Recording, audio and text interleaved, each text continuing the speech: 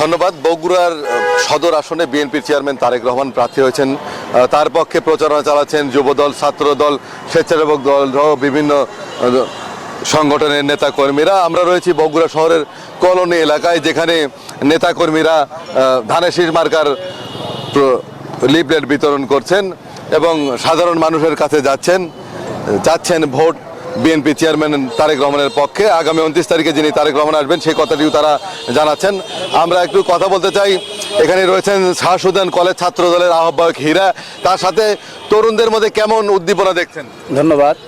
আপনারা জানেন দীর্ঘ 17 বছর একটি ফ্যাসিস্ট সরকারের আমলে অনেকে ভোট দিতে পারে নাই।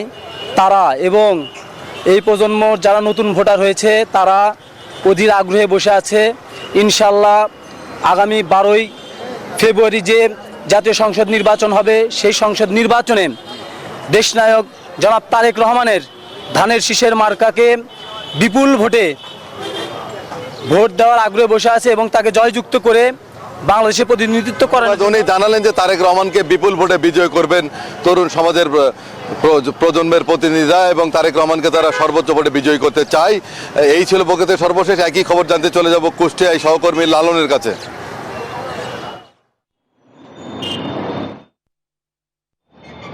ধন্যবাদ বাবু, আপনি বগুড়া থেকে যেমনটি জানাছিলেন। আমি কুষ্টিয়ার চিত্র যদি একটু বলি, কুষ্টিয়াতে প্রতীক বরাদ্দ হওয়ার পর থেকে কিন্তু আসলে প্রার্থীরা ভোটারদের দুয়ারে দুয়ারে যাচ্ছেন, ভোট প্রার্থনা করছেন এবং যারা প্রার্থী হয়েছেন তাদের যে নির্বাচনী প্রতিশ্রুতি, সেই প্রতিশ্রুতিগুলো কিন্তু ভোটারদের কাছে তারা তুলে ধরছেন।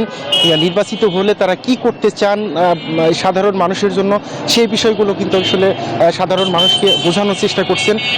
প্রার্থী এবং প্রার্থীর যারা কর্মী বা সমর্থক রয়েছেন তারা কিন্তু আসলে এই বার্তাগুলো ভোটারদের কাছে নিয়ে যাচ্ছেন। আমি একটু যদি বলি, কুষ্টিয়াতে 4টি আসনে 25 জন প্রার্থী বিভিন্ন দলের কিন্তু এই নির্বাচনে অংশ নিচ্ছেন। আগামী 12ই ফেব্রুয়ারি যে নির্বাচন অনুষ্ঠিত হতে যাচ্ছে, এই সময় যত ঘনিয়ে আসছে প্রার্থী এবং তার কর্মী সমর্থকদের ব্যস্ততা কিন্তু আসলে বেড়েছে।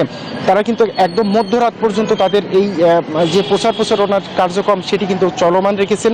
পাশাপাশি তারা ভোটারদের কাছে যাচ্ছেন এবং তাদের নির্বাচনী যে প্রতিশ্রুতি সেটি কিন্তু ব্যক্ত করছেন। আইন শৃঙ্খলা পরিস্থিতি কিন্তু মোটামুটি স্বাভাবিক রয়েছে এবং নির্বাচনের যে পরিবেশ সেটি কিন্তু আসলে কুষ্টিয়াতে বিরাজমান। বিএনপি এবং আওয়ামী লীগের দুই প্রার্থীর কিন্তু প্রধান প্রতিদ্বন্দ্বী কুষ্টিয়ার 4টি আসনে। এই ছিল কুষ্টিয়া থেকে সর্বশেষ।